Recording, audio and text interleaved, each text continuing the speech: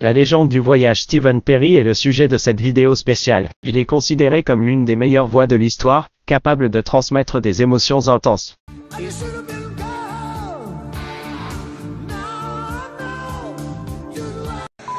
C'est l'une des vidéos les plus demandées sur la chaîne, où nous découvrirons pourquoi cette star a pris sa retraite au sommet de sa carrière, pourquoi elle ne s'est jamais mariée, de quelle maladie elle a été diagnostiquée et l'histoire passionnante de son retour aux scènes, au plus d'autres curiosités. Stephen Perry est né à Rayford, en Californie, le 22 janvier 1949 de ses parents et grands-parents des Açores et il parle parfaitement la langue. Son père, Raymond, chantait en amateur et possédait une station de radio. Lorsqu'il a déménagé aux États-Unis, il a changé son nom de famille en Perry. Ses parents ont divorcé quand il avait 7 ans et il a emménagé avec sa mère Maria Cardoso et ses grands-parents. À l'âge de 12 ans, sa mère lui a offert un collier avec un pendentif en or en forme de 8e note de musique, qui est devenu l'un de ses porte-bonheur. À 14 ans, sa mère s'est remariée et ils ont déménagé à Germania, en Californie, où il a terminé ses études secondaires et a travaillé comme charpentier et s'occupant de dindes. À 18 ans, il a déménagé à Los Angeles à la recherche d'opportunités musicales et a travaillé dans de petites publicités radio et télévisées. Ensuite,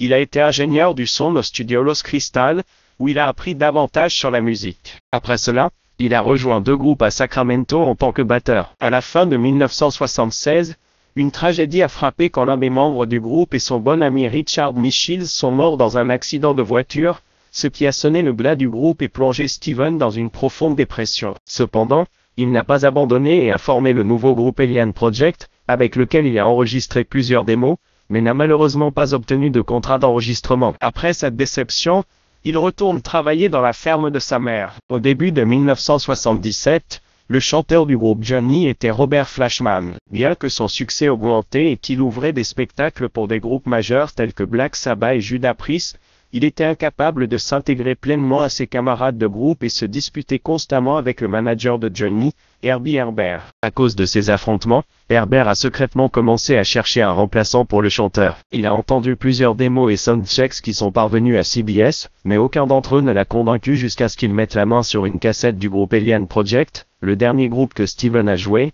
avec une chanson intitulée I Feel Nad Me Comey. Cette voix était différente et Herbert savait qu'il avait trouvé un nouveau chanteur pour Journey. Cette chanson a donné à Stephen Perry sa grande chance et a permis à tous les amateurs de bonne musique de faire connaissance avec l'une des meilleures voix de l'histoire. Quand Herbert a reçu une demande de CBS lui demandant s'il voulait faire des soundchecks à Los Angeles, il n'y croyait pas et a rapidement fait ses valises, partant immédiatement après le rêve. Le groupe Journey ayant déjà un chanteur, le manager a été très prudent et a attendu que Robert Fleischman soit absent lors d'une de ses répétitions à Long Beach. Ensuite, Perry a chanté sa première chanson avec le groupe. Le représentant était très content et il a été immédiatement embauché. Fait intéressant, Fleischman participera plus tard en tant que chanteur du groupe glam metal et fera ses débuts officiels avec le groupe Journey le 28 octobre 1977 à San Francisco, pour être tout à fait honnête. Et malgré le fait que Perry soit une superstar ces jours-ci, lors de cette première, tout le monde n'était pas satisfait de sa performance. De nombreux fans du groupe n'aimaient pas le style plus pop qu'il apportait au groupe, s'éloignant du rock progressif qu'il faisait.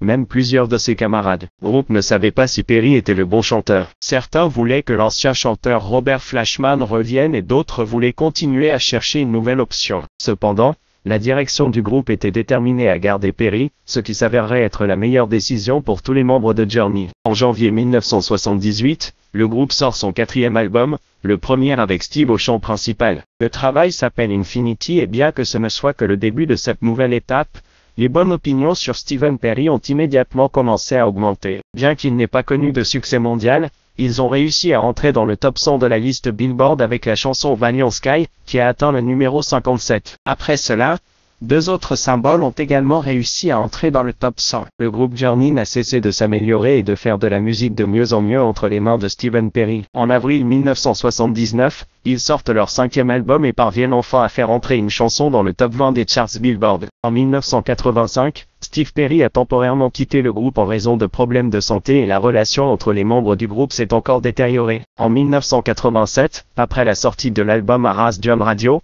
le groupe décide de faire une pause indéfinie, ce qui entraîne le départ définitif de Perry de Journey. Après son départ du groupe, Steve Perry a lancé sa carrière solo et a continué à être acclamé pour son talent vocal. Il a sorti plusieurs albums solo et a eu des succès comme Euphoria et Follies Heart. Cependant, il n'a jamais atteint le même niveau de succès qu'il avait avec Journey. Malgré les hauts et les bas de sa carrière, Steve Perry est largement considéré comme l'un des plus grands chanteurs de l'histoire du rock. Sa voix unique et émouvante a contribué au succès de Journey et a inspiré des générations de musiciens et de fans de musique du monde entier. En 1983, l'album Affrontessa du groupe Journey remporte un vif succès, réussissant à se vendre à plus de 2 millions d'unités et plaçant 2 chansons dans le top 20 du défilé. Une curiosité concernant l'une de ces chansons, Euphoria, est qu'elle a été écrite pour la petite amie de Steve Perry à l'époque, Sherry, qui est précisément le modèle que l'on peut voir dans le clip. En 1985, Steve Perry fait partie des 21 chanteurs appelés à enregistrer la célèbre chanson Bénéfice Yard and Wood, un projet qui réunit les meilleurs chanteurs de l'époque. À la fin de cette même année, Steve Perry et ses compagnons ont commencé à travailler sur leur 9e album studio, intitulé Arrêt de en radio. Cependant, il y a eu plusieurs problèmes et retards dans sa production, et l'un des principaux problèmes était que la mère de Steve Perry est tombée malade d'une grave maladie neurologique. Perry, qui lui était très attaché, ne voulait pas la laisser seule et se déplaçait constamment pour la voir, ce qui l'empêchait d'avoir un bon rythme de séance d'enregistrement. Cette situation dérangeait un peu les autres membres du groupe, mais Steve s'en fichait et plaçait toujours sa mère devant le groupe. Malheureusement, la mère de Steve, Mary, est décédée le 4 décembre 1985. À ce stade, Steve avait beaucoup de doutes et avait sérieusement envisagé de quitter le groupe. Cependant, il a promis à sa mère sur son lit de mort qu'il essaierait de garder la bande dure aussi longtemps qu'il le pourrait. Sa mère était sa plus grande fan et était très fière de la musique de son fils. Après de nombreux retards et désaccords entre Steve Perry et ses compagnons de groupe, le 9e album de The Urne est sorti le 21 avril 1986 et a été un énorme succès commercial, étant rapidement certifié double platine. Sur les 11 chansons de l'album, 4 ont réussi à atteindre le top 20 du palmarès Billboard. En réfléchissant à cette époque, nous pouvons voir que, bien que le groupe Urne ait l'incroyable voix de Steve Perry étant très talentueux, ils n'ont jamais eu de chanson numéro 1 dans les charts Billboard. Cela nous dit deux choses. Premièrement, que la concurrence dans les années 80 était très dure et brutale et qu'il y avait de la qualité partout. Deuxièmement, qu'aujourd'hui le déclin de la musique est énorme et la qualité est très faible. Alors que Steve Perry réussit à placer 2 chansons au numéro 1 du Billboard, celle d'Urne n'en avait aucune. En août 1986, pour profiter du succès de leur dernier album, ils entamèrent une tournée mondiale qui se termina début 1987 et fut enregistrée par MTV pour une documentaire du même nom que l'album, As Jam Radio. Après avoir terminé cette tournée, Steve Perry n'allait pas bien, il sentait que sa voix était affectée par tant de travail. Des années plus tard, il a expliqué que la raison pour laquelle il n'avait pas terminé l'album était un manque d'inspiration et de motivation. Il sentait qu'il avait besoin de s'éloigner de la musique pendant un certain temps et de se concentrer sur d'autres choses dans la vie. Au cours des années suivantes, Steve Perry a fait quelques apparitions publiques et a même fait quelques collaborations musicales, mais il est resté largement à l'écart des projecteurs médiatiques. Cependant, en 2018, il surprend ses fans en sortant un nouvel album solo intitulé Atras. L'album a été bien accueilli par les critiques et les fans, et Perry est retourné en tournée pour le promouvoir, Stephen Perry. Entre 1988 et 1994,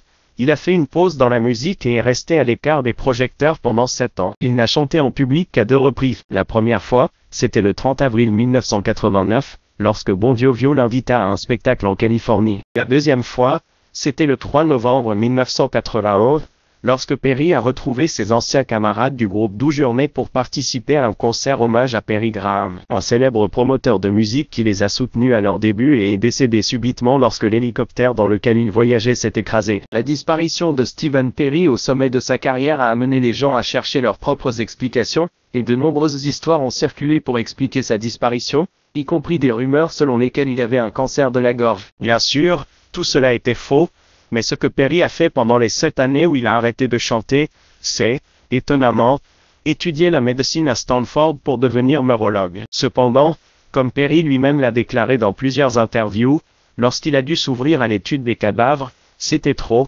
et alors il savait qu'il ne serait pas en mesure de terminer. À une autre occasion, lorsqu'on lui a demandé ce qu'il avait fait pendant sa retraite, il a répondu qu'il était retourné dans sa ville natale, qu'il avait retrouvé de vieux amis, qu'il avait visité le cimetière pour voir ses grands-parents et sa chère mère, qu'il avait acheté une Harley Davidson et parcouru les routes de campagne de votre jeunesse, laissant le vent frapper ton visage et tes cheveux voler au vent. Il a également dit qu'il était allé à la foire au Mété, qu'il était allé au cinéma, qu'il avait dîné avec des amis, qu'il avait eu des relations et qu'il avait vécu. Dans la même interview, on lui a demandé si l'argent qu'il gagnait en voyageant lui permettait de vivre à la retraite, et il a répondu, « Et je vis simplement, Je vis dans une petite ville. Je ne mange pas beaucoup. Je vis dans une petite maison. Je n'ai qu'une seule voiture à la fois. D'après ce que j'ai pu voir, il était probablement l'un des rares gars à économiser de l'argent. Beaucoup de gens menaient des styles de vie très extravagants. Mon grand-père m'a dit quand j'étais très jeune que peu importe combien vous gagnez, ce qui compte, c'est combien vous épargnez. Alors je vivais simplement et surveillais mon argent. À la mi-1994, Stephen Perry a surpris le monde avec son retour soudain et inattendu à la musique, présentant son deuxième album solo, sorti le 13 juillet 1994,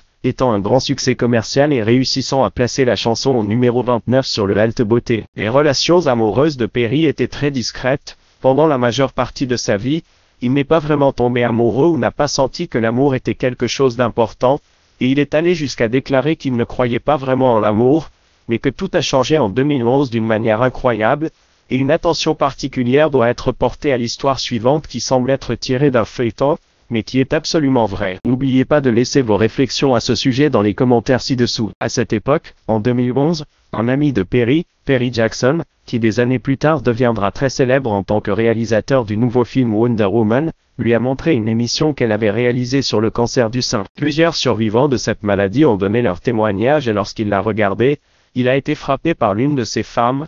Elle s'appelait Kelly, une psychologue qui avait fait le traitement. Dans ces mots, je l'ai dit à mon ami, et vous avez son email. Elle a été très surprise parce qu'elle savait que je n'étais pas comme ça et m'a demandé pourquoi. Je lui ai dit que je ne sais pas mais il y a quelque chose dans son sourire qui me tue en ce moment. Elle a donc envoyé à la femme un email disant que son ami, Perry, serait intéressé à l'emmener à un rendez-vous. Elle a dit que c'était bien, mais qu'il y avait une chose qu'il devait savoir d'abord, qu'elle n'allait pas bien. Le cancer était revenu avec une vengeance, affectant ses poumons, et les médecins ont dit qu'il avait une très faible chance de survie. Elle luttait pour sa vie et avait peu de temps. Même ainsi, Perry a insisté pour sortir avec elle, et le couple s'est rencontré pour le dîner et s'est retrouvé ensemble pendant 1 an et demi, dans ce que Perry a décrit comme la meilleure et la seule romance de sa vie. Perry est entré dans la relation en sachant qu'elle allait mourir et quand dans une récente interview avec le journal Guardian, on lui a demandé ce qu'il espérait gagner du peu de temps qui s'était écoulé, il a surpris avec une réponse émotionnelle et révélatrice. Et vous voulez connaître la vérité. Je ne l'ai encore dit à personne,